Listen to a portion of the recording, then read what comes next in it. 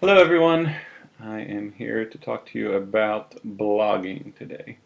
Talked about this a little bit in the past, but today I'm going to focus on getting started in blogging. So I'll show you a few options that have to do with that.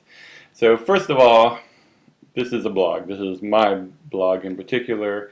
I use WordPress for my blog, which I'll talk about a little more in a minute or two. If you've never seen a blog before, essentially you can go in, you can add in your text or pictures or whatever you feel like blogging about, and this is the main page. Every time you put in a new entry, it pushes the old entry down farther. So you can see this one was done on December 16th, and this one had been done on the 19th, and it just pushes one down. And that essentially is how a blog works. They're very customizable, and again, I'll get into that in another minute. And over here you can see a list of all the recent entries that I've blogged about.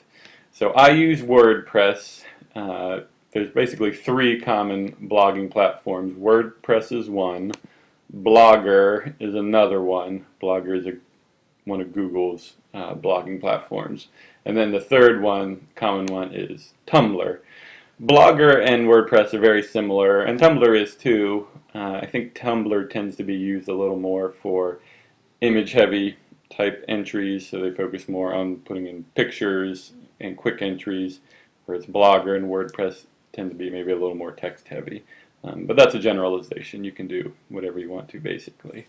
So I'm going to use WordPress just since that's the one I am most familiar with. To get started with a blog, again, it's really simple.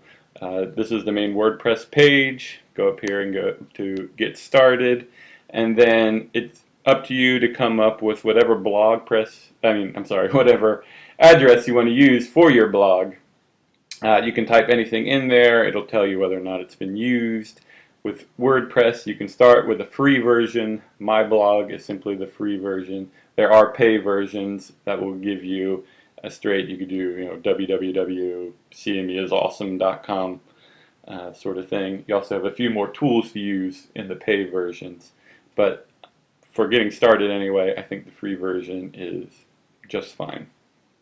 And that's pretty much it. You do that and you're ready to go.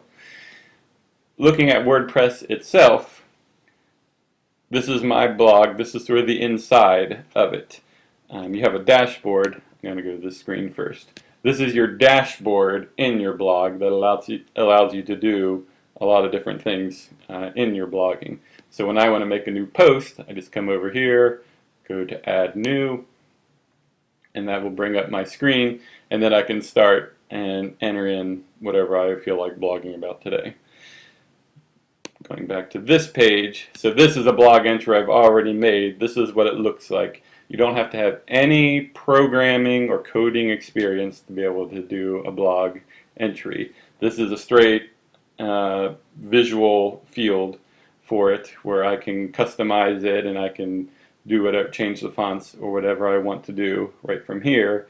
If you do want to do some of your own coding, there is the option to be able to do that. I don't know how to code or program, so I don't use this. I always just use this particular page to do my blog entries, write it up, and then I can publish it, and I'm ready to go. It takes very little time to have to do that. Let's see. The last thing I will show you then as well is there are a lot of different tools that you can do in blogging. You can customize it almost to whatever you want. There's different themes you can use. If you have the pay version, there are some plugins that you can add in to do special things. Also has a very nice, I will show you this, way to track your viewers, how many people are looking at your blog through the days. You can see what country they're coming from, what posts that they're looking at, clicks they've done, who's referring to your blog. And all this is free, and it's a great way to be able to track what's happening on your blog. So I encourage you all to give it a try.